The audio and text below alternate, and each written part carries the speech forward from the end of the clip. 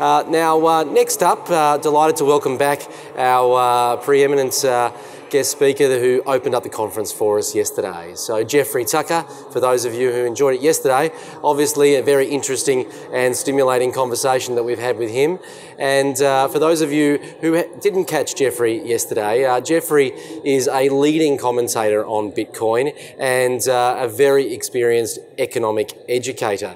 He's highly sought after across the globe at Bitcoin conferences and related discussions, not least because he is right at the centre of the strategic discussion about Bitcoin.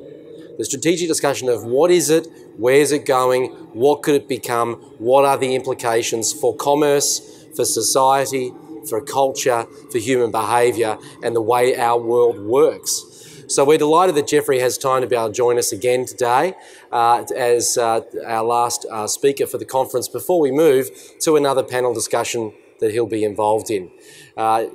I summed up yesterday that Jeffrey can best be described as a libertarian and an economic educator. He's got some fascinating ideas that he shares at conferences around the globe and has been the author of many interesting and stimulating books. In fact, I just want to share the titles of some of those again. He's authored a book called Bourbon for Breakfast, which sounds like a great way to start the day. It's a Jetsons World, and also another book, A Beautiful Anarchy. But his most recent publication coming soon is Liberty.me. Liberty is a do-it-yourself project. And of course, Jeffrey is the CEO and founder of Liberty.me, a publishing and social communications organisation promoting libertarian values and supporting the discussion in that community.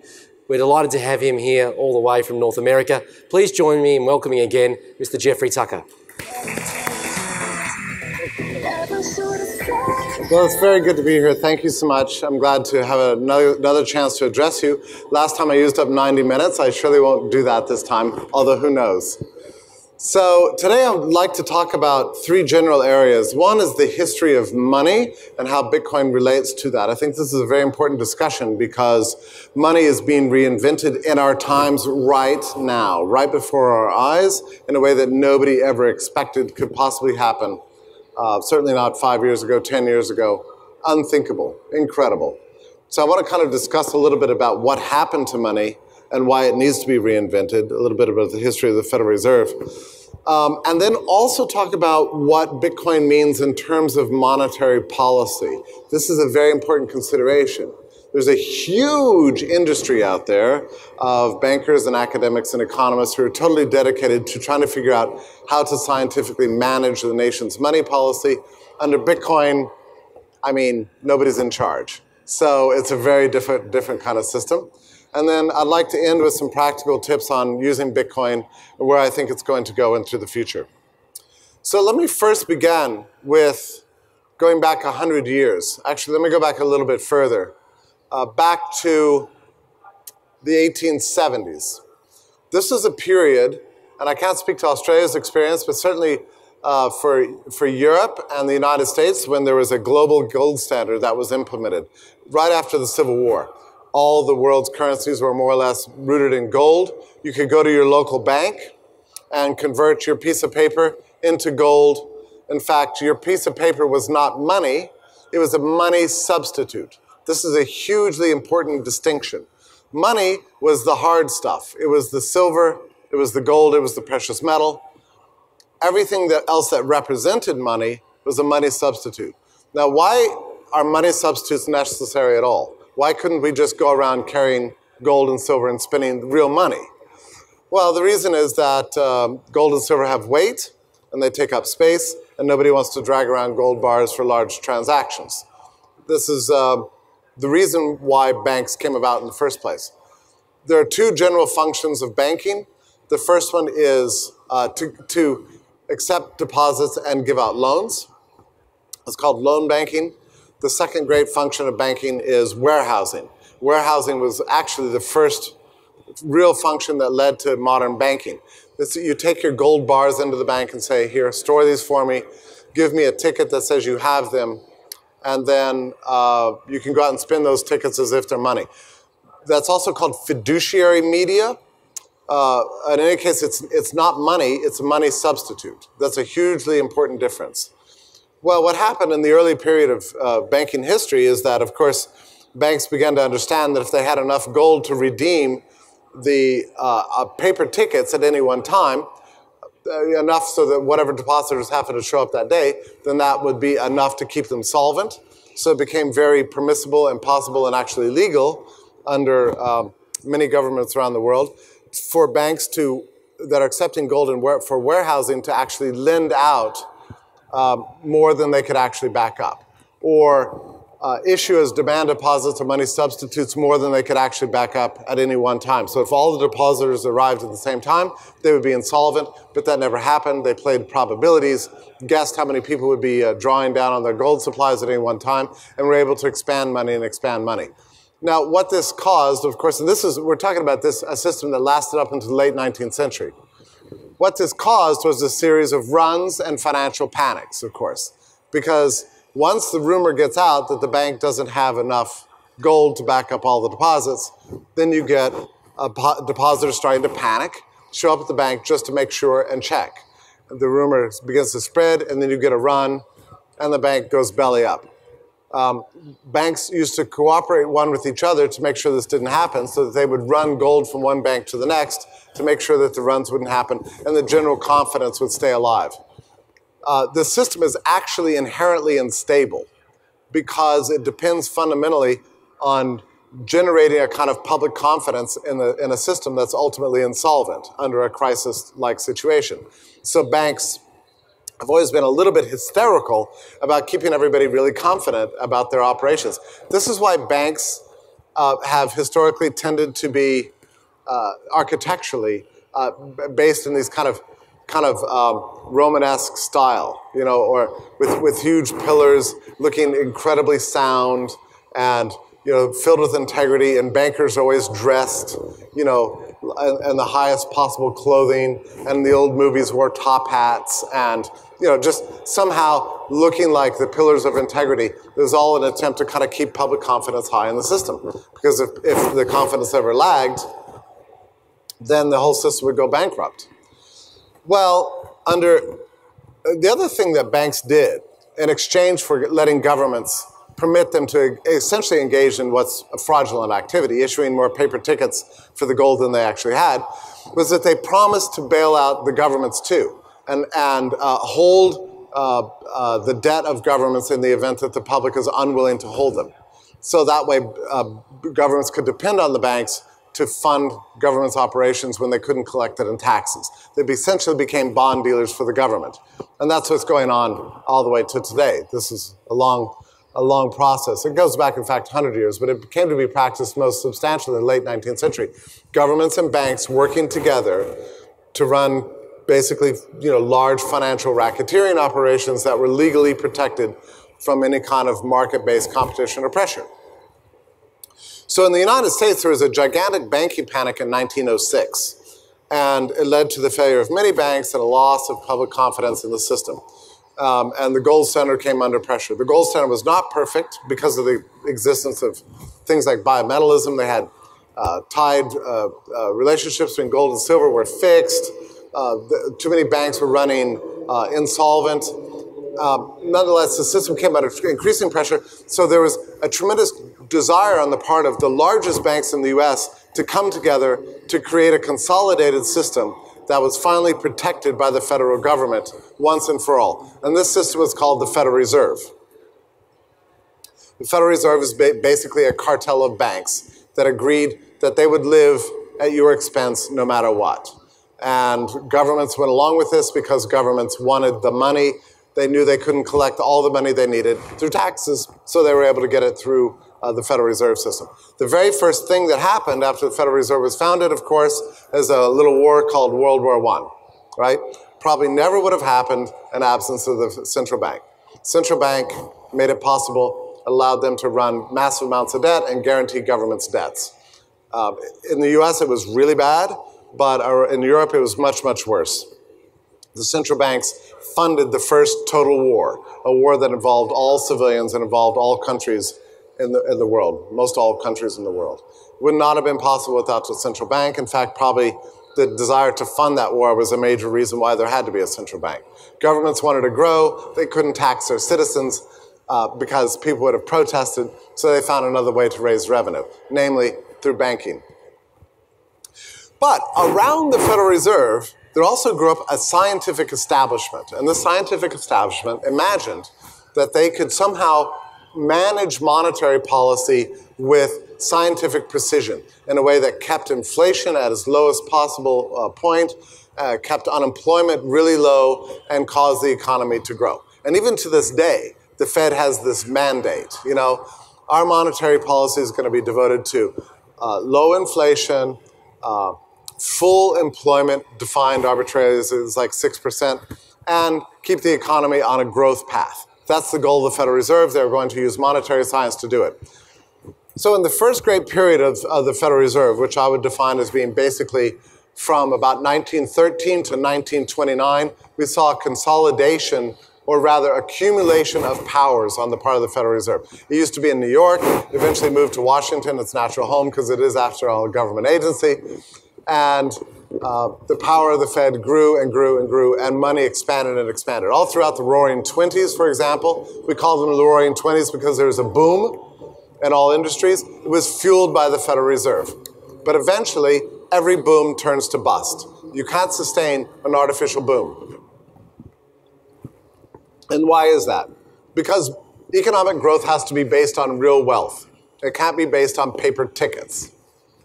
If you could cause an economy to grow just by issuing new paper, there would be no problems in the world today. Every country could be made rich just by printing currency. Zimbabwe tried that. It didn't work out too well for them. Germany tried that. It didn't work out for them. And in any country that has inflation today, that's exactly what's going on. There's always a price to pay. Wealth cannot be generated out of a printing press. That's the biggest lie any person ever told. And that's the lie that central bankers tell every single day. So then 1929 happened. This was the great bust. This was a perfect example of the failure of central banking. You know, it's very interesting when you look back at the century of central banking and see how many times this idiotic system has failed. And basically, money was nationalized. It was removed from the market forces. Like, we rely on the market to produce our tennis shoes, our clothing, our computers, our software, chairs in this room, to do everything for us, to make our magazines, give us everything we need, mostly. But money, about a century ago, we began to trust governments to produce it, make it, and manage it. And just practically overnight, without a lot of public awareness, money almost all over the world was nationalized. It was taken over by government. It became like a socialist-style institution. Why is this important? Well, money is half of every economic transaction. So if money is not subject to market forces, you don't have a market. I mean, in effect, we abolished the free market 100 years ago when we nationalized money.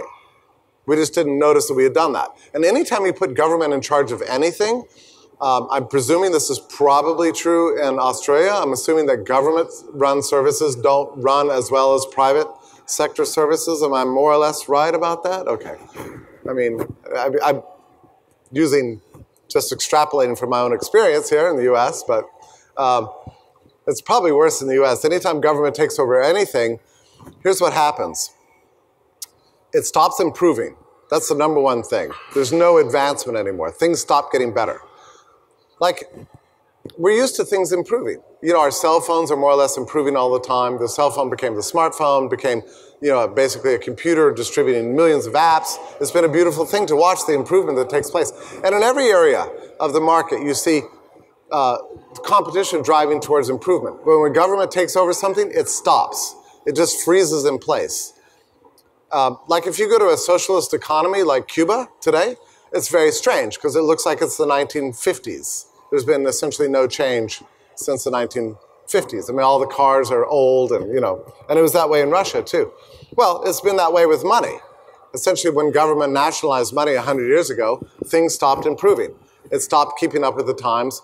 And not just stopped improving, but it got worse. So a dollar, a US dollar from 1913 is today worth in the United States the equivalent of about 4 cents. That's a lot of depreciation that took place. and you compare that to the previous 30 years of the gold standard, money appreciated a total of somewhere between 25 and 30% in the Gilded Age, combined with economic growth. I mean, gold standard works very much like Bitcoin does, actually. So that was the first great period. Then we had this gigantic bust. Everything fell apart in 1929. Hoover tries to restore sanity to the banking system. He fails. FDR comes into power, becomes a great dictator over the US. He was the US version of Mussolini, or the US version of Russia's Stalin. I mean, he was the great man who was going to lead us back into prosperity. Incredibly, the mythology is always in the US that FDR saved us from the Great Depression. I mean, just on the face of this is obviously wrong. I mean, the Great Depression lasted a decade. I mean, this is not a man who saved us from the Great Depression. He's a guy who entrenched it and made it last all the way to the point of World War II. In fact, that was probably the purpose of World War II itself, was to finally do something about the Great Depression. If you can't find jobs for people, you might as well draft them and send them off to war. That's more or less what happened. So he also took us off the gold standard briefly. There was a period in the US history when FDR announced not only that we would not have gold standard anymore, but that it was illegal to own gold. I mean, you were not, as an American citizen, permitted to own gold. And people were actually arrested for being found with gold in their possession and jailed. There were criminal penalties with it. And it was considered to be a patriotic duty to send your gold into Washington. And people did this. People would take off their jewelry, send it in envelopes, and give it to the postman, and send it to, send it to FDR personally. Please take my gold so that we can get the economy back on its feet again. There's a whole archive of these kind of letters in the FDR museum. Incredible. People actually sent in their gold, or criminal penalties. So that was pretty much the end of the gold standard. You couldn't exchange it domestically, but superficially, the government had enough gold to back up all the currency. And so now we went through the second great period. This is the consolidation of central banking power. Somehow we managed to get through that fiasco. And you get to the 1950s and the 1960s where the public policy very much depended on the central bank to expand both the welfare state and the warfare state. So we had a series of wars. The Cold War began. I mean, inconceivable you would have had a Cold War without a central bank. Then we went to, we had the Korean War. We never would have had a Korean War if there wasn't a central bank to back it up and make this possible. Then, of course, we had Vietnam with mass drafting of everybody to send them off to foreign lands to kill and be killed. Again, never would have happened. And at the very same time, we saw a dramatic expansion of the welfare state in Social Security and Medicare and Medicaid, payments to every person for any reason possible, a mass increase in deficits and public spending, all backed up by the power of the Federal Reserve to print money. Now, at this point in history, money had very little to do with its origin. And the origin of money is always in precious metal, at least in modern times. There's no precious metal, in effect, left in the currency by the late 1960s. We were on a gold exchange standard, so that whole countries would exchange gold and ship it back and forth to keep the balance of payments right. But domestically, currencies were not convertible into precious money. So what was one time a money substitute now is gradually becoming the only money there really is. Or another way to look at it is that money was basically abolished, and we were stuck using money substitutes from then on, which is all any government monies anywhere are used, are really, whether here or Canada or in Europe or Japan, they're all basically money substitutes, one-time money substitutes, now masquerading as money. And this is really crappy stuff, actually. Anyway, so come the early 1970s, Richard Nixon is president. The U.S. running such high deficits as a result of the Vietnam War and the advance of the welfare state suddenly found itself in the position of shipping out massive amounts of gold around the world. We were losing all of our gold supplies. The crisis came to the point that Richard Nixon said, okay, that's it. We are going to close the gold window, no more gold shipments. We're going to inaugurate the greatest period in human history with a great new experiment called fiat money. Money will no longer be based on anything at all other than itself. It will just be paper.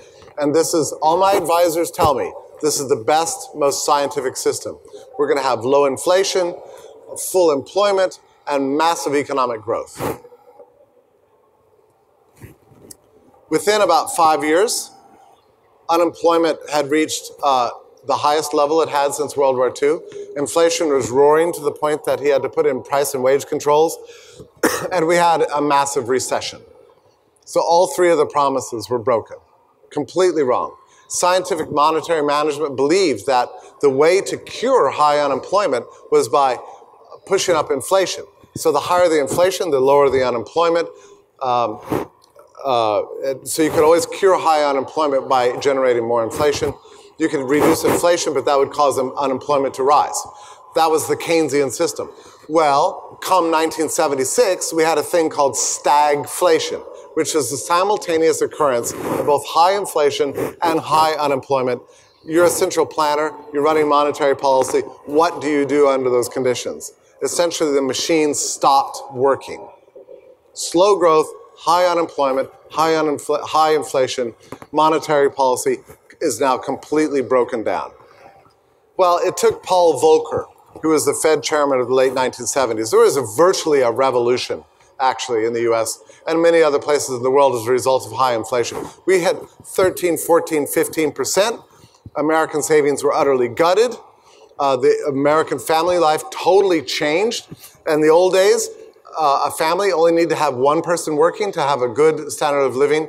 Now, after the late 1970s, this was no longer possible. There was a mass entry into the workforce, people desperately clamoring to replace the wealth they lost through inflation. By 1985, a majority of American households had 2 income earners in it rather than 1. This wasn't because feminism enlightened all women to go to work. It was because it was a matter of desperation. Oh my God, we are poorer than we used to be. You've got to get to work. That's what happened. It was inflation that caused the radical cultural change and took the choice out of people to work or not work and basically made it a mandatory matter of survival. You know, it's very regrettable in some ways that people look back at this period and consider it a great period of liberation. In fact, it was quite the opposite. Everybody was suddenly enslaved into the wage system. Government didn't mind this because, of course, the more people they have working for wages, the more tax dollars they get. So it was a win-win for everybody in that sense, except for the rest of the people who were completely looted. Real incomes in the US have not grown in about 40 years.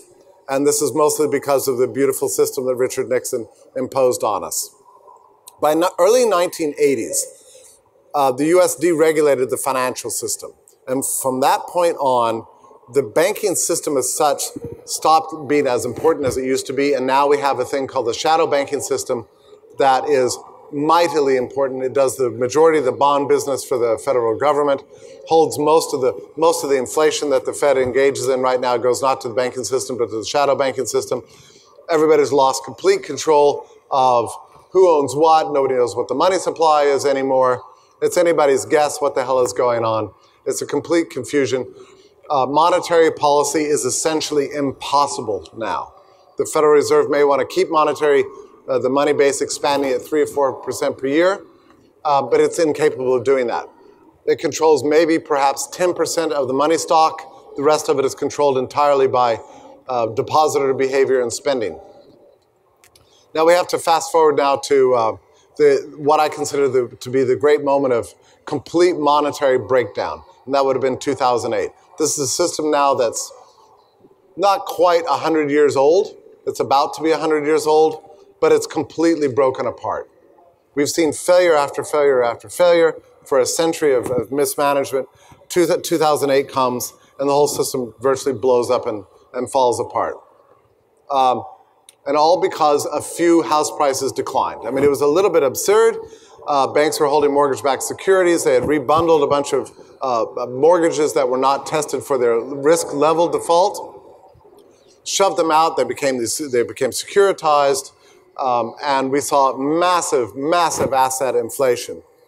And the whole thing came to a bust and nearly broke down the entire world monetary financial system as a result. And that's when we got Bitcoin. That was the first introduction of Bitcoin. Now, Bitcoin in many ways represents a restoration of private money. Something that we didn't know was really possible. I mean, there's nobody alive in this room who knows anybody alive who ever remembers a time when money was basically sound, generated and controlled by markets, and was a product of the free market. We don't know anything about this world. We've just accepted it as being something that's the way the world works. Money is produced by governments, not produced by private parties. Bitcoin challenged this idea fundamentally, and it did it in a very strange way. So let me just back up now and talk about the monetary reformers of the 20th century. There were many people who wanted to fix the system. They tried desperately hard. An economist by the name of Ludwig von Mises wrote a book in 1913 called The Theory of Money and Credit. And it was basically one long plea: don't start central banks. These things will be a disaster. They will lead to perpetually low interest rate policies, which will generate business cycles. And the only way to get out of a recession that governments know is to inflate the money supply. This will lead to bouts of inflation, even hyperinflation, that's going to loot people left and right and will fuel Leviathan and lead to the end of freedom. This is Mises writing in 1913. Please don't do this. Well, it happened anyway. Then the Great Depression happened. He and all of his colleagues saw it as a vindication of everything they predicted. See, this is what happens when you have central bank and bad money. But the world didn't see that. Instead, everybody blamed capitalism, not actually nationalized money. It's very interesting. Every time something goes wrong with the money system, everybody's ready to blame capitalism. Remember what happened after 2008, right? I mean, in the US anyway, there's this thing called the Occupy movement. And people pouring out into the streets, blaming Wall Street and capitalism and private entrepreneurship and the system of free exchange for what was in effect the complete failure of a government-run system. And their solution was to give the government even more power, to run the system, even though it's actually, in fact, it was government failure all along. And I assume this similar situation happened in Australia. I mean, the socialists in America got a huge boost out of that 2008 financial crisis, even though it was financial socialism itself that was failing. It wasn't capitalism, it was the financial socialism that had come about in 1913. So Satoshi began to rethink money itself. And instead of pleading for a top-down solution, like Mises had done all throughout the 1920s, and his colleague F.A. Hayek, they all had great plans for how we're going to get a gold standard, how we're going to reform the money and have sound money again, make money as good as gold. I could list off dozens of thinkers throughout the 20th century that wrote brilliant books on how to reform money. But the problem with all of their plans, and there were many of them, is that they all depended fundamentally on the government going along with that plan and implementing that plan. And it turns out that governments don't really want to do that. They have nothing to gain from a gold standard. I mean, my old friend and employer named Ron Paul, you might have heard of him. He wrote a book called The Case for Gold in 1982. It's a beautiful book, 450 pages, proving that you need a gold standard in order to have freedom, in order to have a sound financial system, in order to have a growing economy. And he proved it incontrovertibly with endless amounts of data and tremendous amounts of history, and even ended the book with a specific reform plan for how we could get from here to there. And he issued it on orders of Ronald Reagan, who was a big supporter of the gold standard himself. And this great book came out, and guess what? It was completely ignored, of course, because there was one fatal flaw in the book. It depended on the people who were in power wanting change and implementing that change. This never works. You might have noticed this, actually, here, right? I mean, you have a good idea for changing the system to making it freer. The politicians don't generally like that idea, and they will resist it as long as they possibly can. The central bankers don't want the gold standard. I mean, Ben Bernanke is a very funny figure in this sense. I mean, he's like a dedicated Keynesian, but he's also head of the central bank. When Ron Paul's presidential run came about, when Ron Paul was running around the country arguing for a gold standard, people were going out in front of Federal Reserve banks and protesting with signs, you know, like, shut down the Fed, in the Fed, give us a gold standard. I mean, it was funny. I mean, it wasn't a huge movement, but it was pretty big. It was pretty weird, actually, to drive by the Atlanta Fed and see, you know, 150 protesters outside screaming, shut down the Fed, give us a gold standard. It was kind of cool. Ben Bernanke himself got so annoyed by this movement for the gold standard that he actually went to, I think it was Columbia University, and gave like a 10-part lecture series to explain to everybody what was wrong with the gold standard and why we shouldn't have it. And I watched the series because I'm a glutton for punishment, I guess, but I watched the entire series. And it all comes down to the fact that under gold standard, you don't have a liquid money supply. Government doesn't have access to a lot of funds, so it can't expand and fund its debts. That under a gold standard, government treasuries might be subjected to a default-based premium and might be valued by the markets in an accurate way, and therefore cause the entire country to become credit unworthy. I more or less agree with all of these points. It's just that I favor all those results. He's just against them. I think it would be really great if government debt were actually valued by the markets for their actual risk that they run. The governments would be subjected to some kind of fiscal discipline, which they are not right now. And a system where banks actually had to restrain themselves and look at people's credit worthiness before they lent money, and actually tried to look at maybe mortgage-backed securities and examine the default premium risk associated with that so we could avoid things like 2008. But no, there can't be from his point of view. So what Satoshi did is he picked up on an idea that was at first advanced by F.A. Hayek in 1974. An unbelievable monograph, which I'd urge you all to read. You can go and download it online. It's called The Denationalization of Money. In fact, let me just write that down because it's so brilliant. This is 1974. A real prophetic book, F.A. Hayek. Whoops. F.A. Hayek. And the book is The Denationalization. I'm giving the American spelling of money. So you can more or less figure that out. He got the Nobel Prize in 1973. So it's really cool to get the Nobel Prize because then you can just say whatever the hell you want after that, and nobody's going to doubt your right to do so. And that's what he did. He had spent an entire lifetime urging governments to reform money and got very frustrated about the fact that they weren't interested in reforming money. So in 1974, he said, you know what? Markets have to reform money for themselves. Let's just completely separate money from the state. Not by asking the state to do it, but let's just do it ourselves. Let's have markets reinvent money. Now, this was before the internet, before all kinds of modern technologies. So he didn't exactly know how this would happen, but he speculated. And some of the speculations he had were very interesting.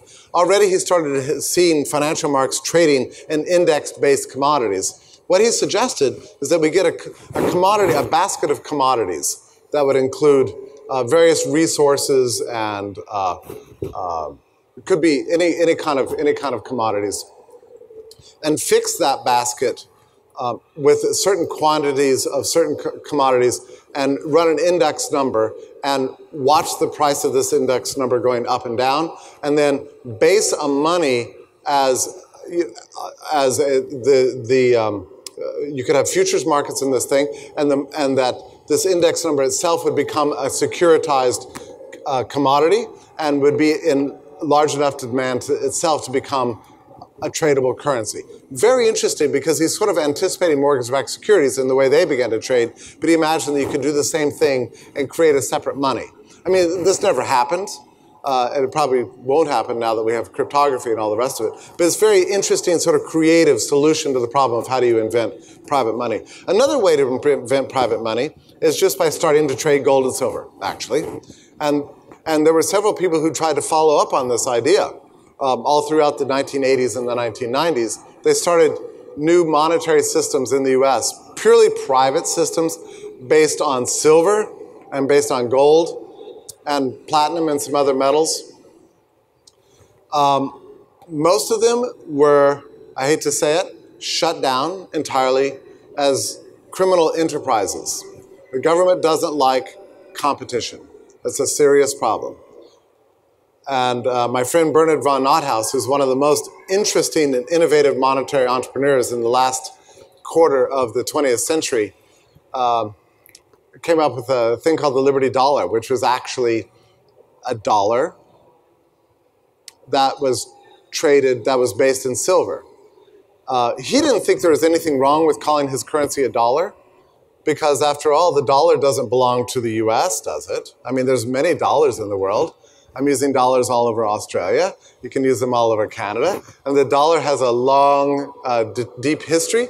It's all based on the Spanish word T-H-A-L-E-R, the taler, which is a silver-based currency. So by calling it a dollar, he wasn't trying to tell everybody this is a US dollar. He's saying it's another form of dollar, of which there are many types of dollars in the world. So he isn't trying to defraud anybody. But the US has this, I mean, our leadership has this weird sort of presumption that they own the word dollar. And so they shut down his business, stole all of his assets, threw him in jail, let him out on bail, tried him, found him guilty for money laundering and counterfeiting and, you name it. And that was about 10 years ago now. They said the sentencing hearing would come in a few weeks. He's never been sentenced to this day. It's like they don't dare. He's like a folk hero, actually. He travels all over the country speaking, it's beautiful. He's a really nice guy. He's always got new businesses going. Anyway, there's pretty good evidence that Satoshi Nakamoto, who invented Bitcoin, was inspired by this experience of the Liberty Dollar himself. But what went wrong with the Liberty Dollar? The problem was, there were several problems. One was that it had the problem with all kinds of attempts to revive currency based on precious metals is that the first one is that there's a central point of failure.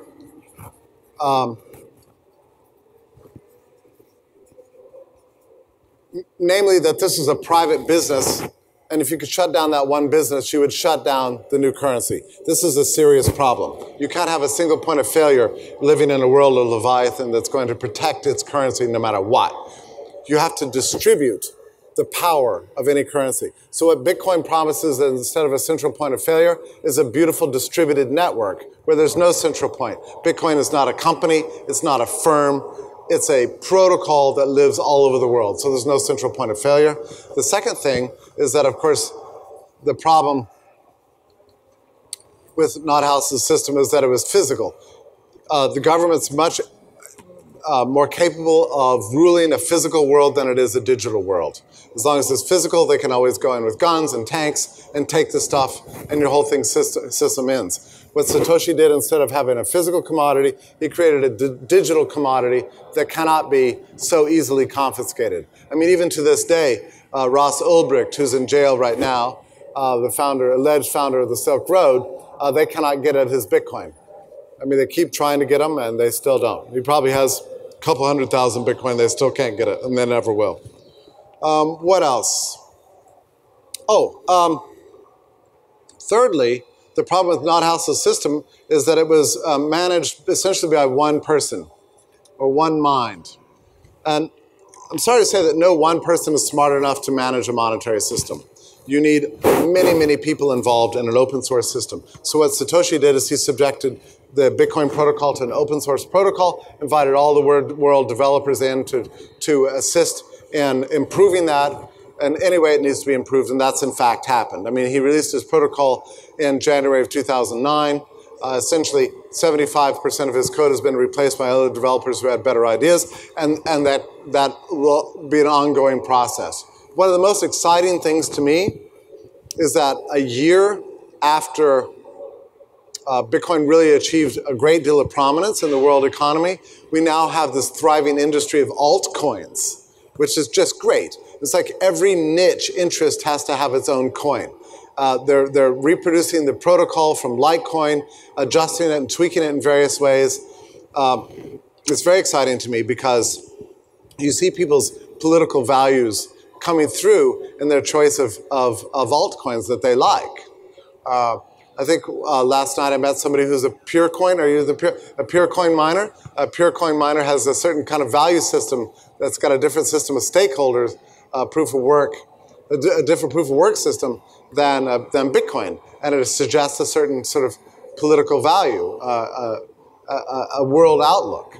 Or you've got, of course, now famously Dogecoin, a coin based on an internet meme, just because people kind of like it and like to rally behind this really fun little Chinese dog thing. That's really great. Or the Lakota Indian Nation now has Maza coin. They want to have their own coin. It's really great. This morning, I got an email from a friend who's running a business called Charity Coin. And under this system, the miners only get a portion of the proceeds, but it's like a fixed system. So there's a mandatory donation that you make to charity in the course of mining Charity Coin. And these donations are given to worthy charities around the world. So your mining activity benefits not just you, but charitable causes around the world. And so on it's going to go. We're going to see hundreds of thousands of these coins continually being produced. And it's very beautiful. I'm really drawn to this idea that in the future, the way we're going to express our political differences is going to be in the choice of currency that we want to mine and use, rather than fighting it out in the democratic process in which nobody wins. That's a beautiful idea, I think, anyway. So anyway, what Satoshi did is he created a bottom-up revolution, reinventing money just on his own. Exactly as Hayek had suggested to be done. And it was amazing. He'd solved the double spending problem. That was the most important problem to solve. And I must tell you, I myself was very skeptical of Bitcoin until I discovered that the double spending problem had completely solved. You remember how I discussed with you earlier how banking works? They warehouse the money, and then they issue more paper tickets than can be backed up by the warehoused gold. And then if everybody returns at the same time, there's not enough gold and the bank goes belly up, unless it can consolidate with other banks and they can all bail each other out, and then they go to the government eventually to make them too big to fail, right? Well, under Satoshi's system, since there's no double spending, this can never happen. There can never be a run on Bitcoin in that way. Every Bitcoin has an owner. Every fraction of Bitcoin has a title, and we know exactly what those are. We see them on the blockchain. There can be no fractional reserve banking. Also, brilliantly, there's no need for warehousing as such. So there's actually no need for banking as such. Bitcoin is going to reinvent banking as well as money itself. Pretty incredible. Also, he protected against government failure by building into it PGP level encryption, so that it can never be cracked coming and going. This is very interesting to me because Satoshi was not naive. I mean, Bernard von Nothaus was naive. He thought, well, I'll just make a new currency, everybody will like it and use it, and everything will be great.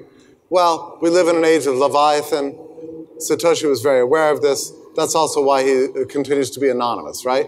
If you're inventing a new world monetary system and you're one of the richest men in the world, which he in fact is, it's pretty good not to let your name be known publicly. And he'll never be outed as far as I can tell. Okay, let me go on some practical aspects of Bitcoin. I only have a few minutes left. I didn't talk about this yesterday, but every speaker has done this a little bit. And I would like to just do this for myself. Give some good advice going forward for you as a Bitcoin owner and user, just basically on my experience. One problem we have is that the user interfaces are a little bit weak right now. They're getting better. They're way better now than they were a year ago. They're going to be much better a year from now. Do you remember when email first came out? Maybe you don't. I do. My email address was something like 6312497@CompuServe.com, right? And that was the way we all emailed each other, was just with this long string of numbers. Well, eventually over time, it became ever more friendly and easier to use email. It took about 20 years for email to go from that sort of rudimentary stage to actually being something that everybody would use in regular communication. It's going to be that same way with Bitcoin. Right now, it's a little bit edgy, a little bit tricky, very mistake-prone user interfaces. I've myself made mistakes and sent as many as 10 Bitcoin to an address I didn't intend to, even though I think of myself as a sophisticated user. Oh, right. Well, I lost 10 Bitcoin in the course of just like multitasking and making one quick mistake, This is a dicey system. The other thing is that sometimes the wallets can have security holes. Like right now on my iPhone, I'm using an application called the blockchain.info. I downloaded it before iPhone got rid of all of its Bitcoin wallets on the phone, which I would suggest to you, if you have an iPhone, get rid of it sooner rather than later. It's a terrible technology. It's falling behind. The Android operating system is vastly better. They have better apps. And especially in the Bitcoin space, Apple has made a gigantic error by excluding from its application family anything having to do with Bitcoin. It's just a catastrophic error. So I'm like personally worried right now because I'm holding a blockchain.info wallet that cannot be updated. It's an old version. So they cannot release a new version for the iPhone. So this is already an application on this phone is about 8 months out of date. It's starting to be a little bit suspicious in a way. I mean, security holes, there's nothing that's perfectly in the digital world, nothing's perfectly secure. So I'm going to have to do something and do something fast. Now, what I do with my own Bitcoin life is I keep, only on my phone do I keep like spending money. It's so-called hot Bitcoins, right? I keep them in hot storage. They're right here. I can spend them anywhere. But that's not what I do with the bulk of what I own. The bulk of what I own, I keep in a separate, not in my digital phone. I keep it on my desktop with a third-party provider. It's not really the right way to put it, a third-party provider. I use Coinbase. They're providing the interface that makes it possible for you to keep your Bitcoin really secure. They hold 100% deposits. They've got more VC funding than any other Bitcoin company in the world at this point. It's a really wonderful company called Coinbase. But my friends who are really, really big into Bitcoin and own, 1,000 and more, which I do not, they go to different services and prefer things like cold storage where you don't have access to your Bitcoin. It's just really in cold storage. And they'll also use paper wallets. Print out their Bitcoin and keep them in safes and then actually make copies of those things and keep them in different safes at home and at office. I mean, this is like hyper security. But the more obsessed you are with security, the more you have to resort to these kinds of things. People think that Bitcoin is entirely, exclusively digital. That's not really true. It can also exist in physical form. As long as you have a printer, you can print it out and you're done. But it's a good idea. The more Bitcoin you own, the more you should be using things like cold storage or like brain wallets where you have a 45-character, password or whatever that it gives you and you only access to that thing. So that if you slip into a coma or something, wake up 5 years later, then presumably you can remember your brain wallet or share your brain wallet with a friend, you can still access your Bitcoin. These are the ways that it's best to go about your security. But, I got to tell you that we're still in the early stages. You can't be too careful.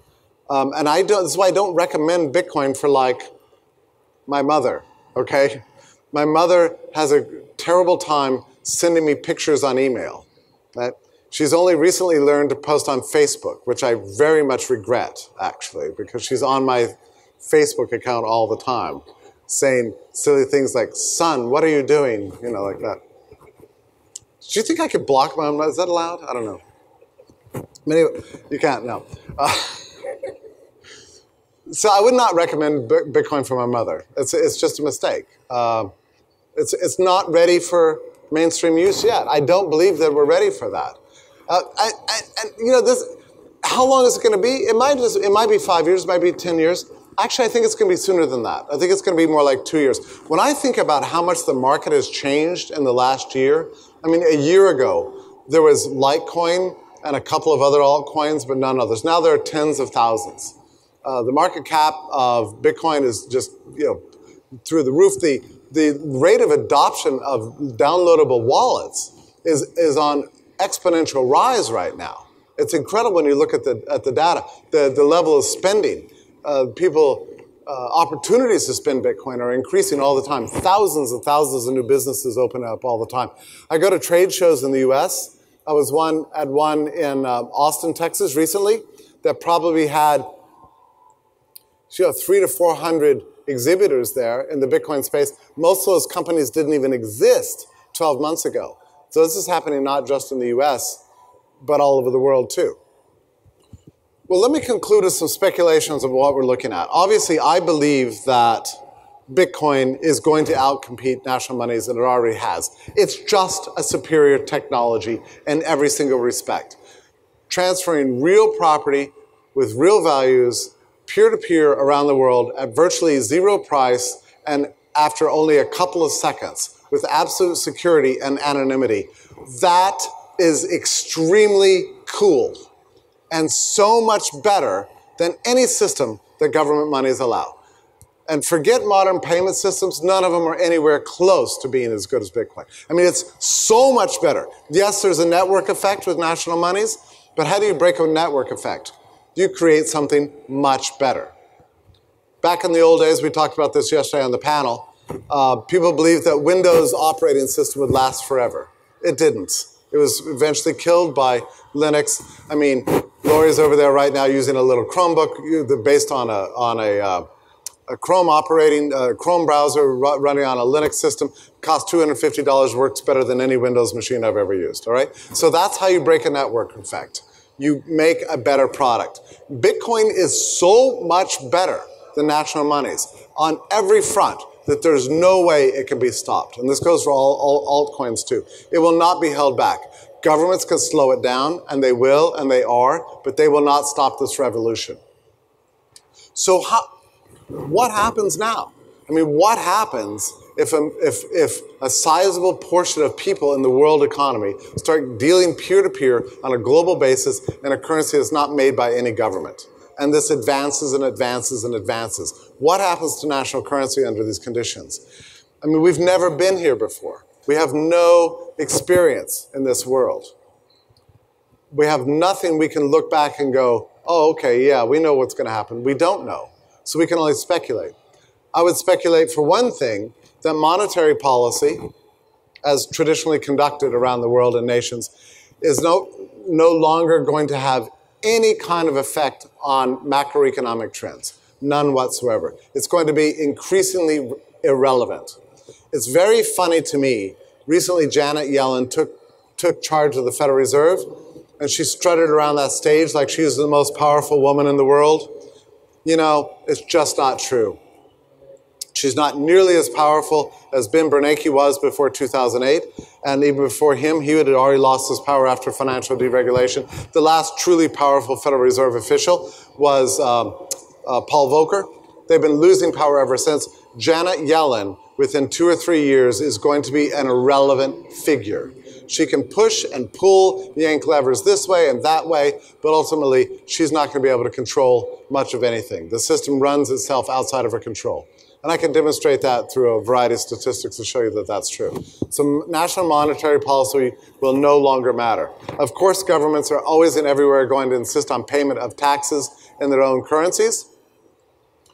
And that will probably be the main source of valuation of national currencies as we look now 10, 20 years from now. This is what national currencies are going to be used for, to pay the taxes.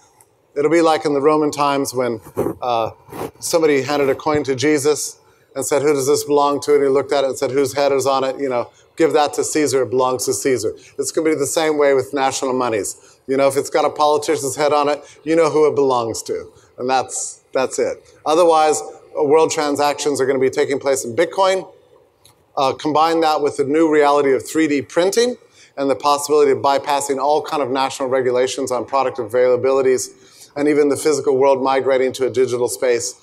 We're entering into a free market whether people like it or not. That is the future. We're going to have a future of, basically it's a future of anarchy, okay? It's a world without power, a world without control, a world without centralization, and even a world without nation states. That's what we're going to. It's extremely significant to consider the possibility that after 100 years of monetary socialism, where half of every economic transaction was owned by, produced by, and controlled by the state, that we're now entering into a century in which we see the possibility that that very half of every economic transaction will be controlled by a distributed network owned by individuals and traded peer-to-peer, one person to another person on a geographically non-contiguous basis all over the world. That is revolutionary. Nothing will ever be the same. The planners will never be able to keep up with the new world. That's my presentation. I'm glad to accept any questions you have. Thank you.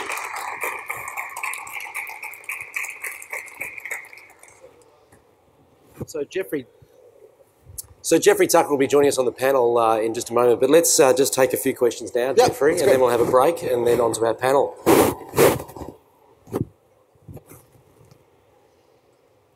So you mentioned the possibility of Bitcoin will provide private money, but I guess I fear, and it's the case that services like Coinbase manage your funds for you, and you don't actually own the private keys nor the key pair to your own money. So at any point, they could really kind of just switch on a fractional reserve system if they want to do borrowing, lending, et cetera, et cetera. Yeah. So I'm just wondering what your thoughts are on that. This is a very interesting question. What you're raising a possibility is that Coinbase could turn into Mt. Gox, basically. I don't think that that's going to happen, mainly because of Mt. Gox. The whole Bitcoin community is right now hypersensitive to financial soundness. I mean, every institution like Coinbase is being watched like a hawk. They have to have absolutely open dealings with the world. There's rating agencies all over the place. I think, the beautiful thing about that Mt. Gox collapse was, first of all, it was not too big to fail. Nobody bailed it out. That was beautiful, right? So a lot of people lost money. When people lose money, they learn lessons. So I think that Mt. Gox thing was a very important thing to happen early on in the Bitcoin space because we needed that example going forward. Coinbase and every other institution like Coinbase I know, yes, it does accumulate the coins all in a big pool, but it never releases more coins it never assigns more coins in ownership than it actually possesses. It has to hold 100% reserves. If it's not doing that, it would definitely be prosecuted for fraud, and certainly it would be an instantaneous run, and nobody would ever do business again. It would be very bad business for them to do that. That said, I agree with you that there's some danger associated with the third-party Bitcoin dealers. I don't like them much myself. I mean, I really like these hyper geeks. I'm not one of them, but people who still completely in an old-fashioned way download the whole blockchain. They run it all themselves. They use Satoshi's original wallet software.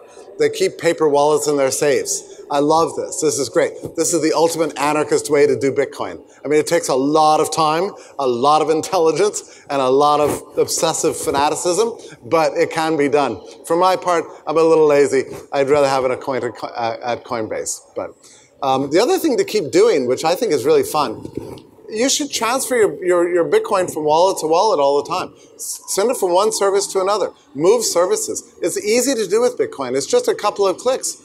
You can move, a tenth of Bitcoin as easily as you can move 10,000 Bitcoin, just as quickly. It's no big deal.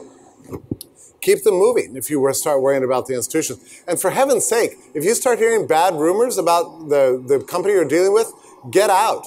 Test them. Move your coins. I mean, don't stick around. I can't believe how many people lost money in Mt. Gox. I had a friend call me up the other day, devastated that he lost, I can't remember, it was either $5 or $7 million in the collapse of Mt. Gox. And I said, what the hell, why did you have your coins stored there? I've known for 2 years this place there was something terribly wrong. They were delaying, converting from Bitcoin to dollars. Why would you do that? I mean, obviously there was something fishy. I didn't know anybody who had money there. And this guy's very intelligent. He said, well, the CEO was a friend of mine, and every time they were in the news for some problem, I'd call him up and say, what's going on in Mt. Gox? And he would talk me out of removing my coins. This is a very intelligent guy, but he got persuaded essentially by a scam artist to leave his money there. He's now involved in a big Bitcoin lawsuit. What's that? Charlie Shrimp? No, not Charlie. Did Charlie lose money in Mt. Gox? No, it's not Charlie. No, I'm pretty sure you would know this guy. He's pretty secretive, actually. Yeah, go ahead. One last thing. Thanks, Jeffrey. Going back to macroeconomics a bit, I'm trying to make sense of the money supply since 2008, 2009 has increased, I don't know, double, triple, quadruple, whatever. But we haven't really seen high inflation numbers. In fact, actually, you see a lot of scare about deflation everywhere. So, I mean, what's your logic there? Well, the money is not in the banking system, for one thing. Well, there's several parts to answer this. One is, if you look at the velocity of money, look at the St. Louis Fed statistics and look at the velocity of money. If you have velocity going up, that tends to be inflationary. That just means that people are using the money more. Velocity has completely crashed since 2008. So that mitigates it against any price inflation alone. The other thing is that the banks, were so illiquid. They were so under strain. What Bernanke did is he printed up a bunch of fake money to recapitalize the banks so their books could rebalance again. But now the banks are hyper risk averse. I mean, they're terrified to lend. I mean, lending is nowhere near back what it was in 2007. You can look at the charts of commercial lending and personal lending and see that it's still in the doldrums. And unless banks are lending money, they're not creating money. The money creation mechanism of modern central bank depends on the banking system to cooperate. And if the banking system isn't cooperating, it's not going to happen. The other thing is that the Federal Reserve is paying the banks to keep their deposits with the Federal Reserve rather than hold them themselves. What that means is that the banks are going to earn a hell of a lot more just by keeping their money stored at the Fed than they would ever earn from the lending markets themselves, especially at these rates. I mean, interest rates right now are effectively zero. I mean, if you're lending money at zero, how much money are you going to earn? Zero. This is the problem. Banks are radically disincentivized from lending, and until they lend, we're not going to see any kind of restoration of, even money supply isn't restored. It's funny you cite the fact that they've created like $5-6 trillion. It's true. You see that in the money base, but you do not see that in the money supply. Those are different figures. You look at MZM, M3, M2, they're very much on historical tracks. Just clicking along pretty much as they always have. There is no dramatic inflation seen in even money supply. You look at the money base, that's where you get the hockey stick effect. But the money base is not the same thing as hot money on the street. Completely different. The final point I would like to make to you is that there are many forms of inflation. The most common form is general rise in prices. The less common form, but the one that we're starting to see more and more, is just asset inflation, asset price inflation in the form of stocks and financial commodities and financial assets and things like this. Here we're seeing a huge inflation. We're seeing a bubble take place. It's absurd, mostly because of the shadow banking system. Not the banking system, but the shadow banking system that basically itself absorbed 60 to 70% of the benefit of QE 1, 2, 3, and 4, and 5. It's the shadow banking system. And there you're seeing the generation of the asset inflation. It's not the regular banking system. The world does not work now as it did in 1980. We live in completely different times. The system's been totally restructured. The Fed has pretty much lost control. It's a shadow banking system that controls everything. And the system will never work the way it did. In fact, I seriously doubt that we'll ever see hyperinflation as a result of Bernanke's activities. And you're right, it's more deflationary pressure, mostly as a result of the change in velocity. So that's a long answer. It's really complicated. But banking is complicated. By the way, I should tell you that in 2009, I gave a speech predicting hyperinflation as a result of Bernanke's policies. I was completely wrong because I did not, at that point, entirely understand the way the system works. So I don't believe that people who have been predicting hyperinflation entirely get how modern banking works. It's not like it worked in the 1970s and the 1980s. It's totally different now. My own outlook on growth in the US is about 10 years of recession that we have left to go. Continued deflationary pressure. I don't see any hyperinflation coming. I don't care. To me, this whole system is bankrupt, it's stupid, it's dead, it's hopeless, it can't be saved. All my bets are right now with cryptocurrency, Bitcoin, and the world of digital economics, That's where all the fun is. That's where the frontier is. That's where all the new products and cool things are happening. The physical world, governments and their money, they're all for the past. They're dinosaurs. And I'm looking forward to a brilliant future where we basically live in the cloud using Satoshi's brilliant innovation, and we live happily ever after. That's my dream. So thank you very much.